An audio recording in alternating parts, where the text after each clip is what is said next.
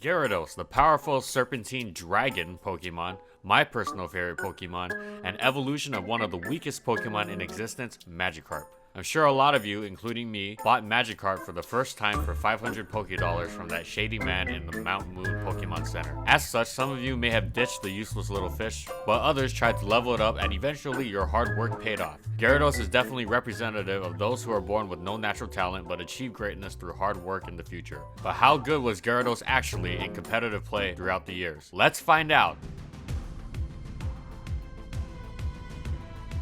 In this video, I will be going over these popular competitive formats. In Gen 1, Gyarados had the second highest base stat total of non-legendary Pokemon behind Dragonite. Thanks to Special being all one stat, Gyarados could actually utilize its stab well because its Special was base 100. For more details on the Special stat, you can check out my Gen 1 Battling Explained video in the description down below. Also, thanks to its Special stat, it could utilize moves like Blizzard and Thunderbolt, allowing for maximum coverage at the time. Combined with its high base 125 attack stat and the move Hyper Beam, Gyarados was certainly a powerhouse. This is what also set it apart from other commonly used top-tier water Pokemon like Lapras and Starmie, because its attack stat allowed it to hit other special users like Alakazam and Chansey a lot harder than they could.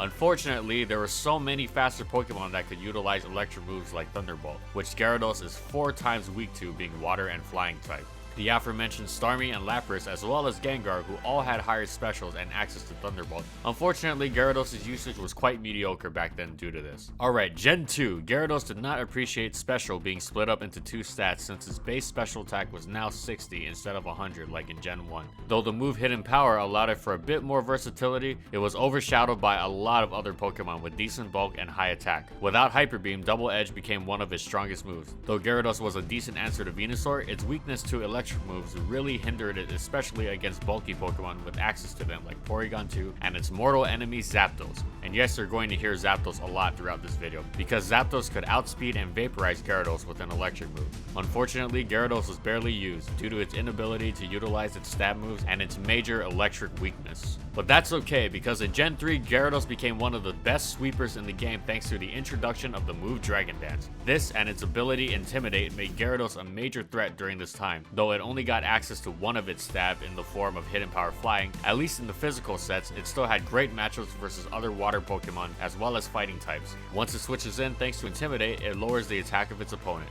It can taunt walls to stop their shenanigans and proceed to set up for a sweep. Unfortunately again, its mortal enemy Zapdos was also very common in the meta. Zapdos not only resisted its Hidden Power Flying, but was immune to Earthquake, which allowed it to take hits from Gyarados and destroy it with an electric move. Though Hidden Power Rock is also an option and can hit Zapdos super effectively, it is not as good as Hidden Power Flying against other common Pokemon. To a lesser extent, Jolteon for its high speed and electric moves check Gyarados, but can't switch in safely. Other checks include Skarmory for its defenses and Weezing. However, they fear the special attacking set and Taunt, of course. So aside from Zapdos, Gyarados became one of the most notable Pokemon in the tier so long as it doesn't get hit by electric moves. In Gen 4, Gyarados was still a major threat in the meta as a sweeper once again. Thanks to the physical and special split with moves, Gyarados finally got its physical water stab move in the form of Waterfall, which also has the added bonus of a 20% flinch rate. In addition to this, it got access to Stone Edge, and combined with Earthquake, Gyarados had remarkable coverage. Stone Edge allowed it to hit Zapdos, Dragonite, and other Gyarados, provided it didn't miss of course. Earthquake let it hit common steel types like Empoleon, Magnezone, and Metagross.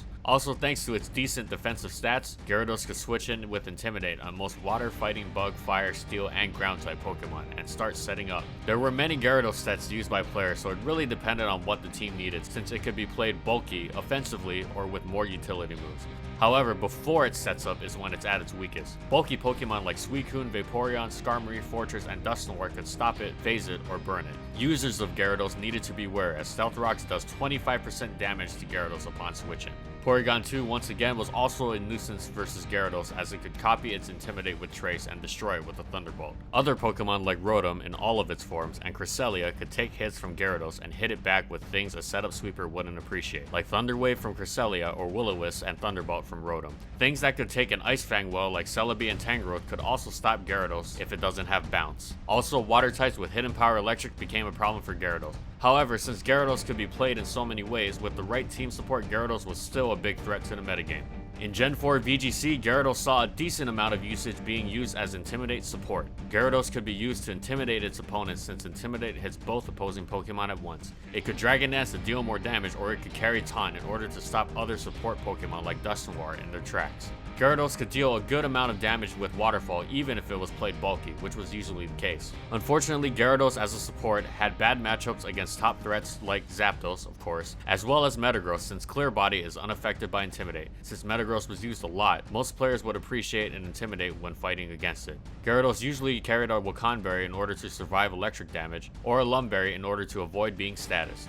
Alright, Gen 5, Gyarados remained a major threat in the meta, still being able to be played bulky, offensively, or with choice items. Gyarados benefited from the abundance of rain teams as well as the addition of hidden abilities, since now, depending on what the team needs, Gyarados could also utilize the ability Moxie, which increases its attack stat by 1 stage after knocking out a Pokemon.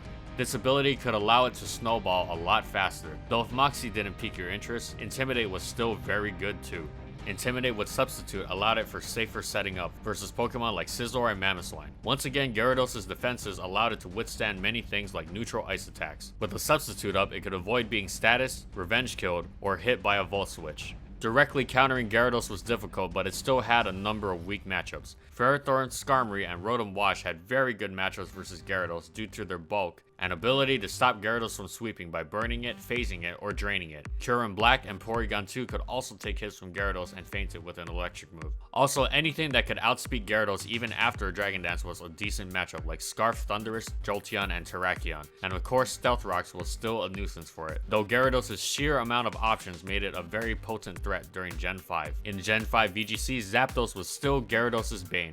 It did see some decent usage as Intimidate support once again, especially with the advent of more physical attackers. With access to support moves like Taunt, Thunder Wave, and Icy Wind, players were able to utilize Gyarados to do damage as well as cripple Pokemon by reducing their attack or slowing them down. Since Gyarados isn't that fast, Thunder Wave and Icy Wind sure helped a lot. Taunt is able to cripple setup Pokemon like Cresselia and Dusclops once again. Teammates like Weavile with its stab ice moves can take out either Zapdos or Thundurus. Gyarados could also be partnered with a flying type or anything that can avoid Earthquake. If only Zapdos and Thundurus weren't around, Gyarados would be doing a lot better. It also has to watch out for rock types who are able to KO it, or Pokemon like Gastrodon and Abomasnow who resist water type moves. Finally, Gen 6. Gyarados, unfortunately, though still a good Pokemon, wasn't used nearly as much as Gen 5. Unfortunately, the meta had generally favored speedy threats and priority users which could outspeed Gyarados even after a Dragon Dance. Regular Gyarados, though having decent matchups against threats like Mew, Gliscor, Heatran, and Amoonguss, could only take them on if it had a substitute up, because otherwise it could easily get status. As for Mega Gyarados, given a massive 155 base attack stat and a dark typing, Gyarados was able to deal massive damage to threats like Jirachi, Slowbro, and Latias with Crunch,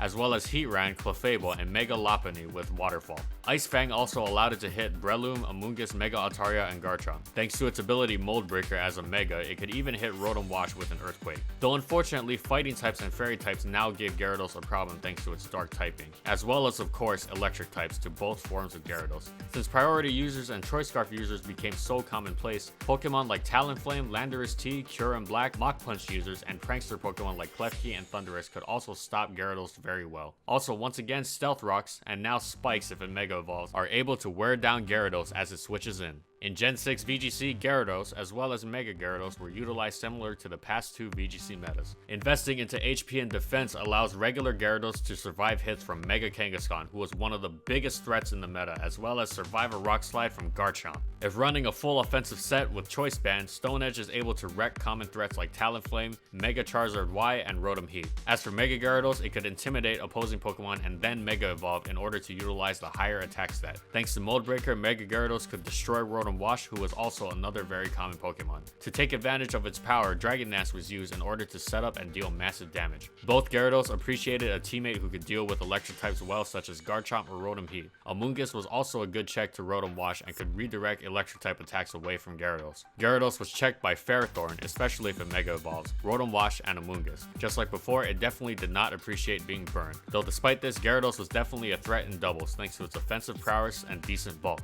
And that's it. So how did Gyarados do? Gyarados was pretty good. For singles, it had a rough start in the beginning because of its lack of access to good stab moves, but really picked it up during Gens 3, 4, and 5. Though it wasn't a top threat in Gen 6, it was still quite powerful and could find its place on a lot of teams. Unfortunately, it was a bit mediocre when faced against other faster Pokemon. Hopefully, it picks itself up in Gen 7. As for Doubles, it found its place in a meta for every generation in VGC, and its ability combined with its decent bulk and high attack power allowed it to thrive. Thanks for watching, everyone. If you liked the video, please subscribe to False White Gaming for more weekly Pokemon content, and of course comment on what Pokemon you want for the next video. Alright, that's all I got. Peace out, everyone.